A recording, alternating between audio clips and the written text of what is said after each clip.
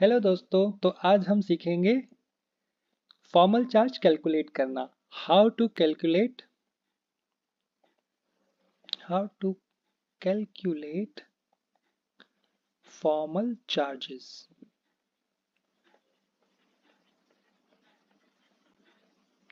ठीक है। देखो, फॉर्मल चार्जेस की डेफिनेशन वगैरह में हम नहीं जाएंगे क्योंकि ऑलरेडी वो आपको पता है या आपकी बुक्स वगैरह में लिखी हुई। सबसे इम्पॉर्टेंट जो होता है वो है हमको फॉर्मल चार्जेस कैलकुलेट करते आना चाहिए। क्यों जरूरी है फॉर्मल चार्जेस कैलकुलेट करना? क्योंकि नीट डायरेक्ट क्वेश्चन आया है नीट में कई बार। जेई मेन में भी लाइक ऐसे डायरेक्ट क्वेश्चन तो नहीं आएगा, लेकिन जेई मेन में और इवन किसी भी एग्जाम के लिए हमको लुइस डॉट स्ट्रक्चर्स बनाना बहुत जरूरी है। और अगर लुइस डॉट स्ट्रक्चर बनाना अगर हमको है तो हमको फॉर्मल चार्जेस निकालना आना चाहिए कि लुइस डॉट स्ट्रक्चर में हमको फॉर्मल चार्जेस बहुत काम आएंगे। तो ये एक बहुत ही इंपॉर्टेंट टॉपिक है जिसमें बच्चे बहुत ही ज़्यादा कंफ्यूज रहते हैं। क्यों? क्योंकि एक घटिया सा फॉर्मूला बुक्स में नॉर्मली दे के रखते हैं और वो बहुत ही परेशान करता है। तो मेरे पास एक सिंपल ट्रिक है जिससे हम फॉर्मल चार्ज कैलकुलेट करना बहुत ही आसान कर लेंगे। चलिए एक सिंपल एग्जांपल से शुरू करते हैं, एक बिल्कुल ब्रांडेड एग्जांपल जो आप लोगों ने कई जगह कई बार देखा होगा, और फिर कुछ अच्छे एग्जांपल लेंगे। सबसे पहला एग्जांपल है यही वाला। ये आपने सब ने कहीं कहीं देखा होगा। ये एक मॉलिक्यूल है और इस पे बेसिकली हम लोन पेयर बना लेते हैं। पहले लोन पेयर सबसे इम्पोर्टेंट चीज़ है, लोन पेयर कभी नहीं भूलना है।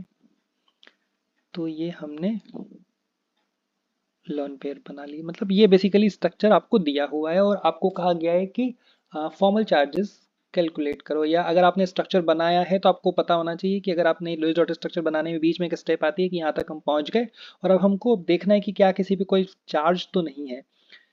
तो देखो, अगर चार्ज मतलब फॉर्मल चार्ज की एक जो डेफिनेशन है वो मैं नहीं समझाऊंगा, लेकिन सिंपल इसका मतलब क्या होता है मैं वो आपको समझा सकता हूँ आसान भाषा में। जैसा कि हमारा चैनल का नाम भी है कि भैया है आसान भाषा में आपको सब कुछ बता देंगे।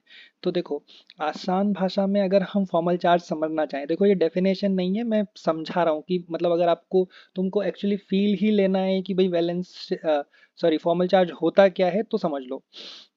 बेसिकली फॉर्मल चार्ज क्या होता है? जो आपका एटम है, मान लीजिए हमको इस एटम पे फॉर्मल चार्ज निकालना है। तो वैलेंस शेल में जो इलेक्ट्रॉन है, वैलेंस शेल समझते हैं आप लोग? वैलेंस शेल मतलब किसी भी इलेक्ट्रॉन की लास्ट शेल है ना, वो जो के एल एम एन पढ़ी थी ना हमने बचपन में। तो किसी दिन अलग से वैलेंस शेल के लिए बना लेंगे, लेकिन फिलहाल तो वैलेंस शेल मतलब लास्ट शेल ऑफ इलेक्ट्रॉन और atom, last shell of atom, sorry electron नहीं, लास्ट शेल ऑफ एटम जिसमें इलेक्ट्रॉन्स रहते हैं, तो उसको हम कहते हैं वैलेंस शेल। तो वैलेंस शेल के लिए इलेक्ट्रॉन्स हैं वो माइनस बॉन्डिंग में। जब देखो, अब इस एटम ने बॉन्डिंग कर ली इस एटम के साथ में, अब इसके कब्जे में टोटल जितने इलेक्ट्रॉन है वो उनका जो डिफरेंस होता है, वो डिफरेंस बेसिकली होता है आपका फॉर्मल चार्ज। अब ये कोई डेफिनेशन नहीं है, डेफिनेशन तो वो जो आपकी बुक में लिखी हुई है वो है, लेकिन मतलब समझो आप बहुत ही आसान भाषा में कि इसके पास वैलेंस शेल में कितने इलेक्ट्रॉन थे शुरू में, और जब इसने बॉन्डिंग में पार्टिसिपेट किया तब इसके पास कितने इलेक्ट्रॉन है, और उन दोनों का जो डिफरेंस है वो बेसिकली आपका फॉर्मल चार्ज है। देखो अब यहाँ कैलकुलेट करते हैं, पहले इनको नाम दे लेते हैं ना। तो ये हमारा एटम 1 है, ये हमारा एटम 2 है और ये हमारा एटम 3 है। एटम 1 की बात करते हैं तो सबसे पहले वैलेंस शेल के इलेक्ट्रॉन ढूंढते हैं निकालते हैं मतलब। वैलेंस शेल में कितने इलेक्ट्रॉन? ऑक्सीजन है, ऑक्सीजन की वैलेंस शेल, इसका इलेक्ट्रॉनिक कॉन्फ़िगरेशन लिख लो, 1s2 2s2 और 2p4, है ना। Total 8 electron, 2 2 4 4 8। ये इसकी वैलेंस शेल है, यानी कि टोटल 6 इलेक्ट्रॉन इसके पास में है। तो हमने कहा था 6 इलेक्ट्रॉन। अब देखो, ये तो वो इलेक्ट्रॉन है जो भगवान ने इसको दिए, मतलब वैलेंस शेल में इसके पास ऑलरेडी थे।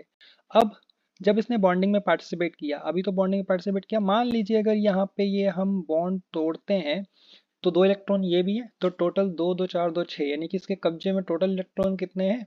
6। यानी कि इसके ऊपर कोई फॉर्मल चार्ज नहीं है। अगले एटम को देखते हैं 2। टोटल इलेक्ट्रॉन वैलेंस शेल में इसके भी 6 क्योंकि ऑक्सीजन का एटम है। अब बॉन्डिंग करने के बाद इसके कब्जे में कितने इलेक्ट्रॉन है? 2 इलेक्ट्रॉन ये हैं, 2 इलेक्ट्रॉन ये है और 1 इलेक्ट्रॉन ये है। टोटल 5 इलेक्ट्रॉन, यानी कि भगवान ने दिए थे 6 इलेक्ट्रॉन और बॉन्डिंग के बाद बचे इसके पास 5 इलेक्ट्रॉन। यानी कि कुल मिला के +1। तो इसके ऊपर जो चार्ज है वो क्या आ गया? +1। आगे देखें, नेक्स्ट 3। अब इसको देखो, इसके पास टोटल है 2 2 4 2 6 और 7 इलेक्ट्रॉन, है ना। भगवान ने दिए थे इसको 6 और अब इसके पास हो गए हैं 7, यानी कि -1। तो इसका जो फॉर्मल चार्ज है वो क्या है? -1। तीनों पे हमने फॉर्मल चार्ज कैलकुलेट कर लिए। इस तरह से आप किसी भी एटम पे फॉर्मल चार्ज कैलकुलेट कर सकते हैं। सिंपल एक और एग्जांपल देखते हैं। अब देखो ये हाइपोथेटिकल स्ट्रक्चर्स हैं अभी जो मैं बना रहा हूँ, है ना, तो इसमें ज़्यादा वो नहीं करना है। अब बन गया स्ट्रक्चर, अब कैसे बना, क्यों बना, वो सब बात की बात है। अगर ये स्ट्रक्चर आपको बनता है, जैसे जब हम कंट्रीब्यूटिंग स्ट्रक्चर्स बनाएंगे ना SCN के, तो उसमें ये स्ट्रक्चर बीच में एक जगह आता है ना। अच्छा इसमें, हाँ ठीक है ना, ठीक है। तो एक जगह ये स्ट्रक्चर आता है। अब अगर इस स्ट्रक्चर ये हमारा बना तो उसमें फॉर्मल चार्जेस कैसे होंगे वो हमको देखना है। तो सबसे पहले तो सल्फर। सल्फर अगर गौर से देखा जाए तो ऑक्सीजन फैमिली का ही मेंबर है। ऑक्सीजन फैमिली का मेंबर है तो इसकी वैलेंस शेल में भी 6 इलेक्ट्रॉन होंगे, है ना। NH2 NP6 वैलेंस शेल हमने मतलब इलेक्ट्रॉनिक कॉन्फ़िगरेशन लिखना सीखा है, आई होप। तो सल्फर के पास अभी इलेक्ट्रॉन्स कितने हैं? 3 और 2 5 इलेक्ट्रॉन, यानी कि अगर इसको तोड़े तो उसके कब्जे में टोटल 5 इलेक्ट्रॉन और भगवान ने दिए थे इसको 6 इलेक्ट्रॉन, तो 6 - 5 यानी कि +1। तो सल्फर के ऊपर चार्ज कितना है? +1। कार्बन को भगवान ने दिए थे 4 इलेक्ट्रॉन और अभी भी अगर गौर से देखा जाए तो उसके पास है 4 इलेक्ट्रॉन, राइट। तो इसके ऊपर जो चार्ज है वो 0। नाइट्रोजन, नाइट्रोजन देखो, 2 2 4 2 6 और एक 7, वाह, 7 इलेक्ट्रॉन। टोटल अभी इसके पास कितने हैं? 7 इलेक्ट्रॉन और भगवान ने कितने दिए थे इसको? 5 ही दिए थे। तो +2। ओ, कुछ गड़बड़ किया क्या? हाँ गड़बड़ किया ना भाई, भगवान ने तो 5 दिए थे ना भाई, तो 5 तो भगवान ने दिए और अब 7 है, तो इसलिए -2। अच्छा एक और देख लेते हैं last, N double bond N double bond N, formal charge, sorry, lone pairs. ये स्ट्रक्चर्स आप चिंता नहीं करें कि ये कैसे आ रहे हैं, कहाँ से आ रहे हैं।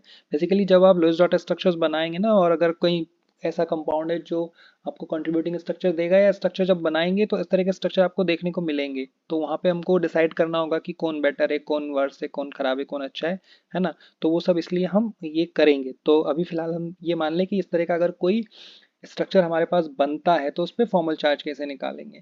तो सबसे पहला काम वही कि 1 2 3, मतलब ये काम नहीं है लेकिन आपको समझने के लिए भाई कि मैं किस नाइट्रोजन की बात कर रहा हूँ, आपको अच्छा रहेगा। तो पहले हम 1 की बात करें, तो 1 पे अगेन पहला काम वही, सबसे अच्छी बात ये कि तीनों नाइट्रोजन है, तो बैलेंस शेल में इसके कितने इलेक्ट्रॉन है? तीनों के 5 ही होंगे, भगवान ने दिए 5 इलेक्ट्रॉन। पहले के साथ देखिए, अगर ये बॉन्ड तोड़ देते हैं तो ये 2 इलेक्ट्रॉन इसके बचे, 2 2 4 2 6, यानी कि -6, तो -1। तो आपके इस वाले नाइट्रोजन पे चार्ज कितना आया? -1। ये बॉन्ड तोड़ो, सेकंड पे 2 2 4, तो यानी कि अब है इसके पास में 4, तो +1। तो इस पे जो चार्ज है वो है +1। अगेन थर्ड, 2 2 4 और 2 6, यानी कि -6, तो 5 - 6 यानी कि -1। तो इस पे जो चार्ज है वो कितना है? -1। तो इस तरह से आप किसी भी एटम पे या किसी भी एटम के मॉलिक्यूल पे फॉर्मल चार्ज निकाल सकते हैं। सिंपल ट्रिक है, ठीक है। तो आज के लिए बस इतना ही। Thank you.